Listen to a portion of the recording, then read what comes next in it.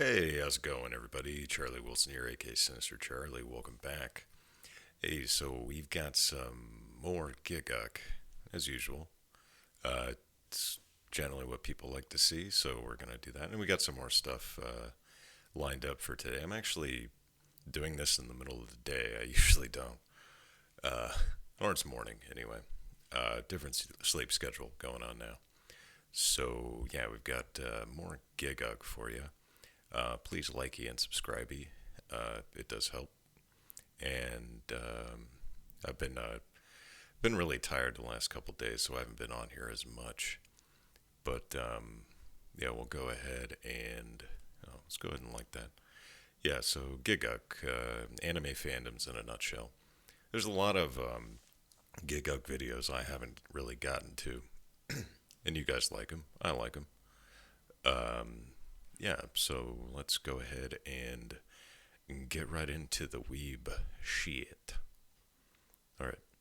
Anime has become a popular subculture, and it's never been easier to discuss and express your love for your favorite shows with other people. But as fun as that is, there's always been one massive downside to interacting with fellow anime fans.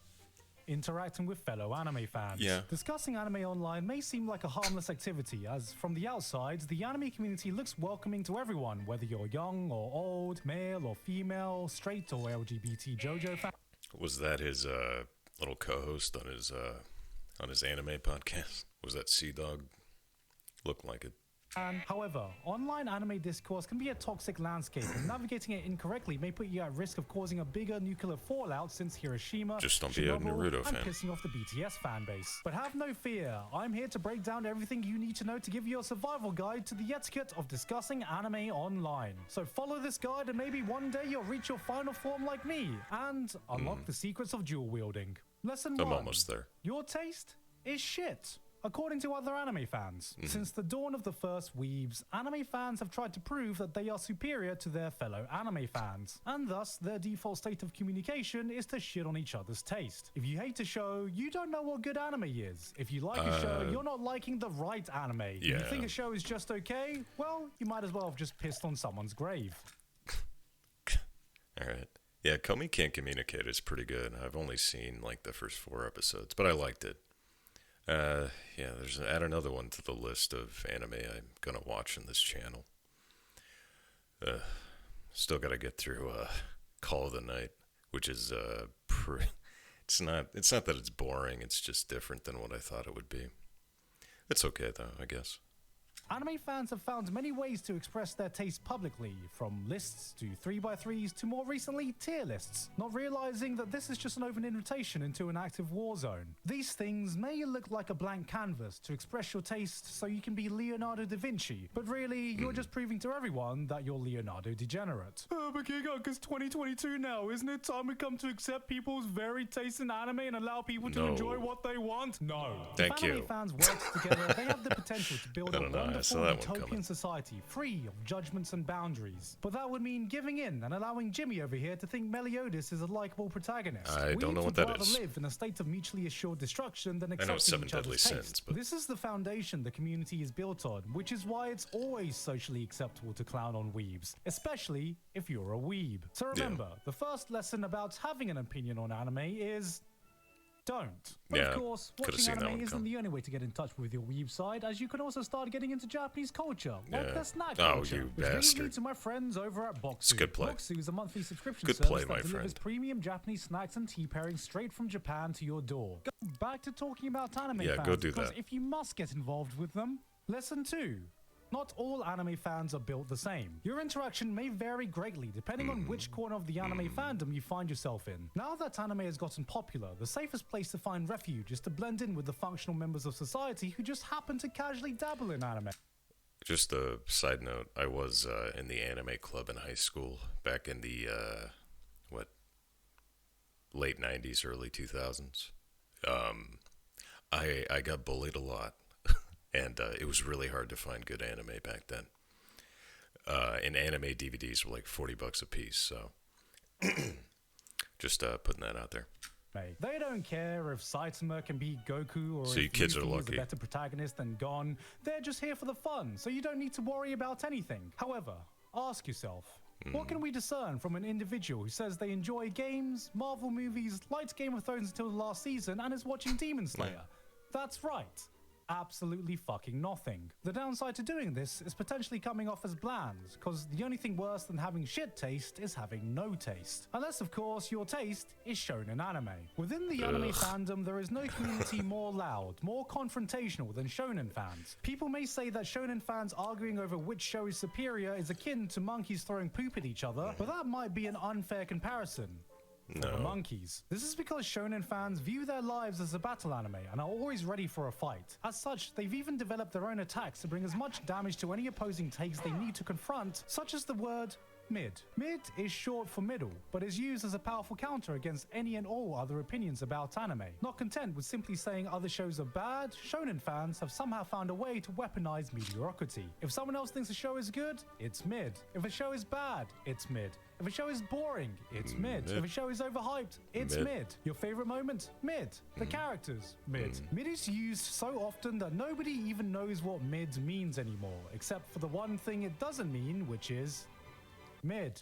If this sounds daunting to you, there are some simple defense strategies you can use against fans of certain shows in the genre. For example, if you meet a Demon Slayer fan, simply show them this screenshot of Nezuko. The sight of cleavage will morally terrify them, and they will not know how to act. If you meet an Attack on Titan fan, simply show them a microsecond of CGI. They will erupt in a fit of rage, and you can use that to escape. If you meet a One Piece fan, simply tell them that Oda is just a normal human being. They will fall into a pit of despair at the realization that their favorite author isn't in fact a deity for foreshadowing the Jelly Donut Island arc 500 episodes ago with a shadow of Luffy's ass. If you meet— Well, the only reason I don't watch it is because it's way too long.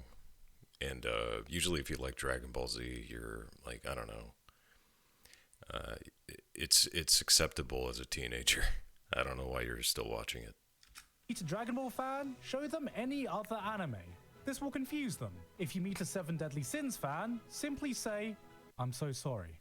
These are just a few examples, but luckily you won't have to worry as much about interacting with the wider anime community, as for the most part they are harmless. Idol fans are too busy building a shrine to celebrate a birthday for a girl who doesn't exist. Mecha fans are just happy to find other people who still watch Mecha. Ecchi fans will just call them cultured in their desperate attempt to turn being horny into a personality trait, which it is. And Isekai fans are the guy who eats McDonald's for breakfast, lunch and dinner and wonders why he's getting morbidly obese even though he occasionally orders a Diet Coke. Lesson 3. You are what your avatar is. Eventually, you may find an anime that you enjoy immensely. I guess I'm Malo in the body of Buffalo Bill from Silence of the Lambs, according to my avatar. Makes sense. Feel like you want to express that by picking an avatar from that show to put on your social media accounts. However, it is highly advised against doing that, as it's a surefire way to make sure nothing you say ever gets taken seriously ever again. Normally, you may see this manifest in some person blindly saying that Dragon Ball or Jujutsu Kaisen or Demon Slayer is peak fiction and unmatched by anything. And you think, I wonder what kind of person would say such a hyperbolic statement. So you look at the avatar and surprise, surprise, it's a Demon Slayer avatar. I swear it feels like parody every time I see it. But this is not as bad as the biggest pitfall any anime fan can fall into: picking a cute anime girl as your avatar. It is scientifically proven that the more anime an individual watches, the higher concentration of cute anime girls that they will see. And so, will eventually come to the conclusion that there is nothing more pure in life than the smile of a cute anime girl. This may lead people to believe that hiding behind the mask of a 2D anime girl may somehow cleanse them of the impurity of their image online. However, it only serves to emphasize their degeneracy, as once a waifu is picked, the cuteness of the anime girl is directly proportionate to how much of an abomination their takes are. There are some who attempt to sidestep this by choosing a berserk, vagabond, or Vinland Saga avatar, thinking that this gives them a much more respectable image than all other people. But unfortunately, they forget that they still have an anime profile picture. Lesson 4. Be careful where you are. There are many places you can run into anime fans online, and depending on where you do, the vibe, culture, and etiquette may totally be different. Nowadays, many fans stick to their private Discord servers where they can freely discuss their favorite anime in the safety of a closed group. YouTube is another place where you can see would-be critics give their opinions about anime But if you want to get involved in the conversation itself, good luck getting past the top comment, which will inevitably be a funny quote from the video or a comment from just some guy without a mustache. If those conversations don't seem mentally stimulating I don't think enough, I know maybe that guy. venture off to a space like Reddit, My Anime List, or Anime Planet. Generally, the people here have seen more anime than your average user, leading to potentially more stimulating discussions. However, that is rarely the case, and in time they will realize that the only difference between them and YouTube comments is that YouTube comments actually realize that they are a bunch of apes. But this is all nothing compared to Twitter, Not you guys, a though. website full of people so free-thinking, so open-minded, their brains have literally fallen out. Twitter is a place where people can air out their most private and intimate thoughts you'd only share to your closest friends and relatives whom you absolutely trust in a completely public space that anyone can see. Discussing anime on Twitter is like taking a dump in the urinal. Yeah, you can technically do it, but why would you ever think that that's a good idea? This is the place where you can see anime takes that make you question some people's ability for sentient thought. The problem is that most people are barely able to articulate themselves in normal conversations, let alone with 280 characters. The secret here is to only have opinions on the extreme end. Normally, people may refer to this as a hot take, but Twitter users often use this opportunity to make a set yourself on fire take. If you're scared doing this will offend someone, don't worry, as Twitter has its own version of Sturgeon's Law. 90% of everything you say will offend someone. This may make it sound like there is no safe refuge to discuss your passions online, but fear not, as there is still one place pure and untainted that may be the last bastion of hope where you can have constructive discussions with strangers online. Is it Discord? The Pornhub comment section. Well, there you go. And that's everything you need to know about interacting with anime fans. Soon enough, you'll be a master at this and realize that you don't even watch anime anymore. You just make fun of people who do online. Failing all this, there is one surefire way to protect yourself from any anime fan. Don't talk about a secret technique passed down through the ages that is a surefire way to let people know that your tastes are superior and immaculate compared to any anime fan you ever talk to. Final lesson. Just say you read manga. Yeah. Your homework is to practice what you learnt by commenting on this video. That's a good take. All right, well, yeah, I tend to agree with that. Yeah, not really too much talk about Discord, huh? All right, good stuff. Another Gigguk video down. Probably 50 million more to go from me. All right, there you go. Again, nothing to disagree with there. Taking shots at the Shonen community, as you should. Anime fandoms in a nutshell. And yeah, thanks again, guys, for watching. And if you have any suggestions, please put them in the comments below. I will read, and as you know, I do respond to most comments.